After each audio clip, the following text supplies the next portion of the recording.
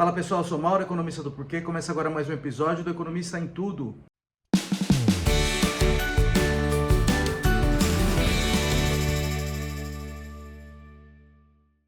Para você que está chegando por aqui, eu convido a se inscrever no nosso canal e ligar o sino para receber as notificações. Toda semana 3 vídeos novos. E também dar uma olhada no nosso site www.porquê.com.br, tem bastante conteúdo escrito lá. Hoje eu vou continuar falando de contas públicas, que é um enrosco da economia brasileira, né? Continuar falando do arcabouço fiscal. O arcabouço fiscal é a proposta do governo federal para dar equilíbrio para as contas públicas no longo prazo, tá? Para que a dívida pública não cresça de maneira desordenada no longo prazo. Então, até o momento que dava essa amarração era o teto dos gastos. O teto dos gastos não deixava que os gastos do governo federal não crescessem mais do que a inflação. Esse teto dos gastos foi totalmente desfigurado no ano passado, com várias exceções, então perdeu totalmente a sua condição de sinalizar alguma credibilidade no longo prazo para a dívida do governo federal. O governo que entrou, o governo Lula, disse que ia acabar com o teto dos gastos e propor uma coisa nova no lugar, e propôs o tal do arcabouço. Há mais ou menos um mês propôs o tal do arcabouço. O arcabouço foi entregue ao Congresso e o relator ali propôs mudanças no arcabouço. Algumas dessas mudanças foram boas, outras foram ruins da perspectiva das contas públicas no longo prazo. Mas ainda pairam muitas dúvidas, porque para que o arcabouço pare de pé, para que ele consiga gerar a economia de recurso que ele está propondo, ainda parece que vai ter que arrecadar muito recurso, vai ter que ter muita arrecadação de imposto, muito crescimento da arrecadação do imposto, e a gente não tem muito sinal aí como isso vai ser feito. Então, em linhas gerais, basicamente o que do lado da despesa, então, o que o arcabouço tenta gerar? Ele tenta gerar economia de recursos. Ele tenta gerar o que a gente chama de superávites primários, que é quando você pega o tanto que o governo gasta e pega o tanto que o governo arrecada sem contar juros da dívida pública, isso aí ficaria no lado positivo. Ele arrecadaria mais do que gasta sem contar juros da dívida pública. Isso são superávites primários. Superávites primários são cruciais para que para que a dívida pública tenha alguma estabilidade no longo prazo, né? Então, o plano do governo é gerar, dentro da janela de 4 anos, começar a gerar superávites primários substanciais, tá? Já para o próximo ano, a ideia seria zerar, tá? Se a gente contar gasto e arrecadação, isso ficaria do 0 a 0, tá? Mas estaria uma banda ali de 0,25 pontos percentuais para cima e para baixo. Então, o piso dessa banda seria um déficit de 0,25 pontos percentuais, 0,25% do PIB, ou um superávit de 0,25% do PIB, então estaria ali nessa banda, com o centro no zero, e ao longo do tempo esse número subiria, e aí você terminaria lá com um superávit em 4 anos. Para fazer isso, o governo tem que fazer duas coisas: ele tem que controlar a despesa e tem que aumentar a arrecadação. Do lado do controle das despesas, a regra ela é muito leniente, vamos dizer assim, né? Então, o que do lado do controle das despesas está dizendo para nós? Olha, você pode crescer o gasto, essa é a proposta do governo. O crescimento do gasto não pode ser maior que 70% do crescimento da receita, tá? Da arrecadação.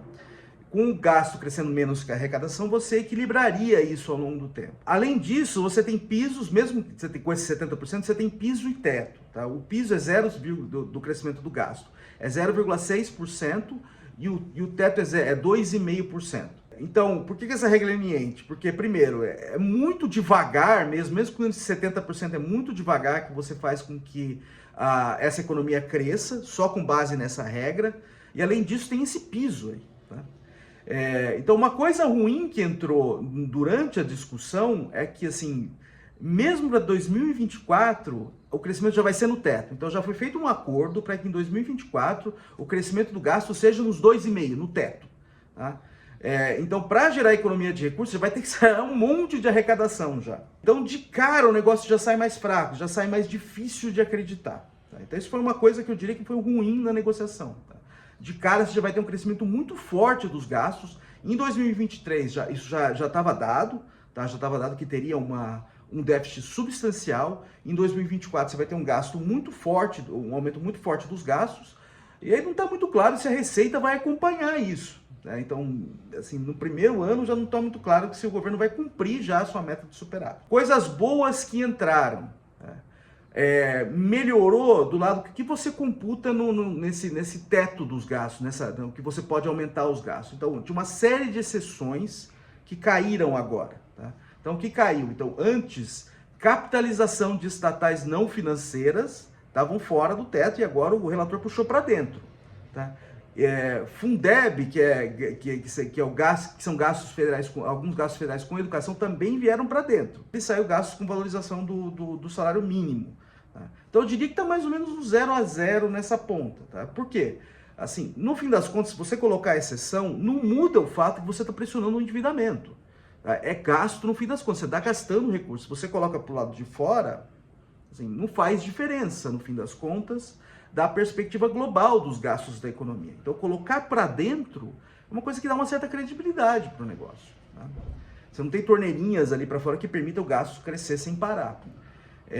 Então, essa eu acho que eu diria uma coisa boa, mas acho que no fim ficou no 0 a 0. O que foi de bom, que acho que foi colocado ali, foi alguns gatilhos, algumas punições para o governo se o governo não cumprir.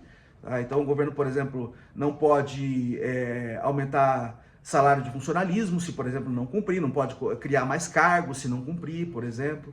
Então, isso aí também tem, pode forçar contingenciamento de despesas se ficar claro que o governo não vai cumprir. Tá? Contingenciamento, você tem que parar de gastar imediatamente, cortar vários gastos, se ficar claro que o governo não vai cumprir suas metas de superávit. Tá? Então melhorou ali o que a gente chama de enforcement, tá? As punições que o governo tem se não cumprir com a regra, tá? O que aumenta a credibilidade da regra. Mas de toda forma, o lado dos gastos ele é muito frouxo, tá? Para controlar, para gerar superávites. Tá?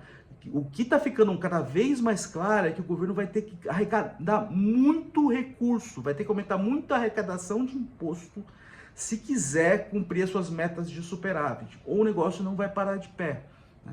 Então você está colocando muito peso sobre a reforma tributária e o governo não tem nada ainda, não divulgou nada como pretende aumentar a arrecadação. O que o ministro Haddad fala em diminuir as isenções de imposto, então isso é importante mesmo, diminuir os privilégios que determinados setores têm, mas isso é uma briga muito difícil de você encarar, tá? Porque você mexe com interesses muito consolidados, tá? E que tem peso forte sobre o Congresso, sobre o próprio Executivo mesmo. Vai precisar arrecadar muito recurso. Não está dizendo que não vai aumentar a alíquota de imposto, que vai fazer reforma tributária, mas como vai ser essa reforma tributária ainda está muito no começo. Então, eu acho que a mensagem assim, é importante gerar superávit, o governo está sinalizando que quer, mas ainda não está claro como vai fazer. Teve mudanças aí durante a tramitação da proposta no Congresso. A gente vai ter provavelmente vai ter mais mudanças aí que a gente vai comentar, mas assim, acho que a mensagem é essa, precisa arrecadar muito imposto para cumprir com as metas de superávit. Do lado dos gastos, assim, está muito frouxo mesmo, só que não está muito claro ainda como vai fazer. Tá? A gente vai acompanhando aqui à medida que vai saindo mais coisas. É isso aí, pessoal, muito obrigado por ter assistido o vídeo, a gente volta a conversar na semana que vem. Dá uma olhada no nosso site, tem bastante conteúdo lá, o endereço é www.porquê.com.br. A gente também está nas redes sociais, está aqui no YouTube, no Facebook, no Instagram e no Twitter. É isso aí, até semana que vem, um abraço!